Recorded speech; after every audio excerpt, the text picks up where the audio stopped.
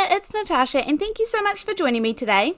This is a very quick and fun card to make, and you could make this in all different colors and ranges and anything that you have. I'm sure that you can make this because it's really just some cardstock and some ribbon.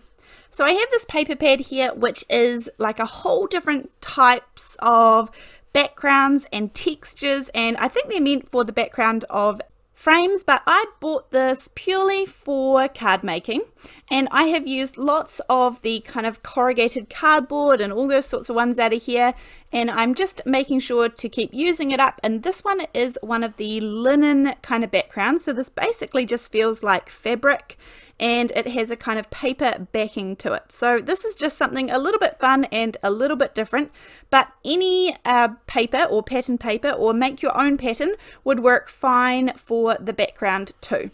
Now I'm going to have a 4 1/4 by 5.5 inch card front, and I always like there to be a little border. In my card making, I have really grown to love that clean white border around the outside. So I have cut this piece of fabric down to 4 by 5 1/4 inches, so it just leaves a tiny little white border. Now again, I'm using this Sunny Studio paper pack purely because it's kind of bright, and you could use any paper that you have. This one I quite like because it is slightly heavier than kind of really thin paper, but it's still just regular kind of a thin cardstock, and I am going to cut this down. Now I don't remember these measurements, and it doesn't matter because it's whatever size you want to make your gift box or your present. So I'm just kind of cutting it down, and then every now and then I move it to the side to see if it fits what I'm kind of aiming for on the front of my page. But basically you want just a little bit bigger than a kind of square shape, kind of a rectangle, and then a really thin rectangle which will be the lid or the top to our box. But you'll see in just 1 second when I pop it up on my trimmer. This is the Holtz trimmer, which I really do like. It's very, very handy for nice, clean, straight edges, and knowing that I don't have to keep buying blades is really good for me.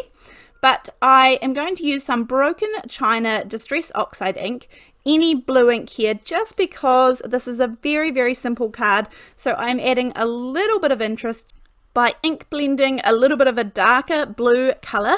Now I would either pick a darker color of whatever your box is going to be, or a contrasting color is always fun, or even just some brown or some black is always handy to go around the outside. And I went a little bit heavy there on the top just to get the ink off, but I knew that that was going to be covered up, so it didn't matter.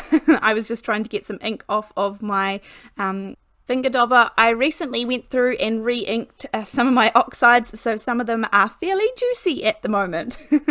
But anyhow, I'm adding ink to both parts of the little present box, and then I will put them together in just a second.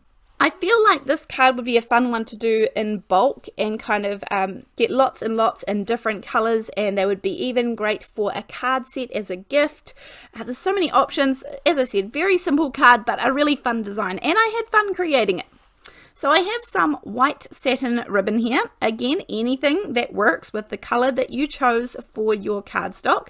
And all I'm going to do, this is so simple, I am going to pop a little bit of double-sided tape just around the back there, and this is going to be popped around the middle of my present. So I'm going to do the box part first. I'm going to do the two kind of the lid and the box separately. That was the easiest way for me. So a little bit of double-sided tape, but you could always use liquid glue, or a glue stick here would work just fine. I just like it because the double-sided tape just adheres instantly, and it's nice and strong, and I know it's not going to come undone. So I'm going to pop it straight through the middle of the box part of it, and then I'm going to do the same here, pop a little bit of double-sided tape on the lid, and then pop just exactly the same, a little piece of ribbon right around the center of that one too.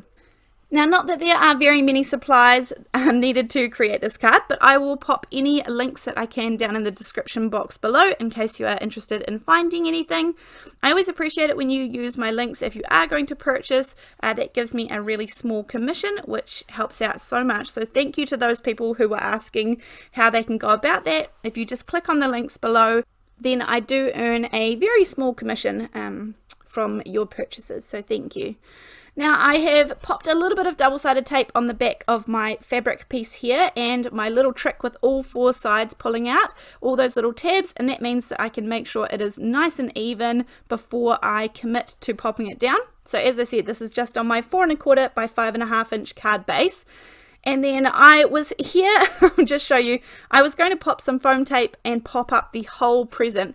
But once I had put this piece down here, I regretted my decision and wanted to change my mind. So I did just rip it up, and I did rip the cardstock, but that doesn't matter because it'll be hidden. But I did think I need to pop up the top to the box. I thought that would look better than having everything popped up. Now, just as a little side feature here, I have this little tag die, and again, just to add a little bit of detail, I'm popping a little bit of brown ink. I think this is the Vintage Photo Distress Oxide, just with a finger dauber, and I will go around the outside.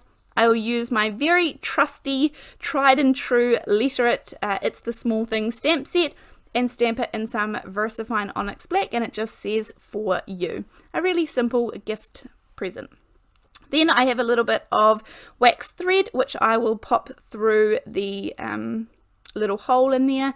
And that will mean that this is a little kind of moving part to our card, and it will be able to swing freely across the front. So now it's just a matter of popping everything together. I am going to tie a bow out of the same satin ribbon that I popped around the middle of the present. And I just kind of fiddle with it and pull it nice and tight until I get it looking exactly as I want it to be. Sometimes the front works out better, and sometimes I turn it around because for whatever reason the back works out better. But I do love a good little bow, and then I make sure that I kind of trim the ends so they have the little V's in them. Here I am just popping the ends of my scissors through the kind of bow part so that I can make sure it's all puffed up and how it's meant to be, and then I just fold it in half to cut the little V, and then it's just a matter of putting the whole card together. So this is a really simple card. Let me know what you think in the description box below if you would give this one a go. To adhere this down onto that fabric there, I'm going to use some of the Ranger Multi-Medium in the matte finish. That's what's inside of these glue bottles. And I know I've said it before, but I have a video on my channel about how I get the glue into those bottles. It should be mess-free and stress-free, I promise. And then I will pop the lid on my little gift box as well as the little bow. And as I said, it's a really simple card, but this has been one of my favorites. And when I made this card, my family reached for it and were arguing over who could go and give it to somebody. So I will make a few more of these. Thank you so much for joining me today for this really quick and simple card, and I look forward to seeing you in the next video. Thanks, bye!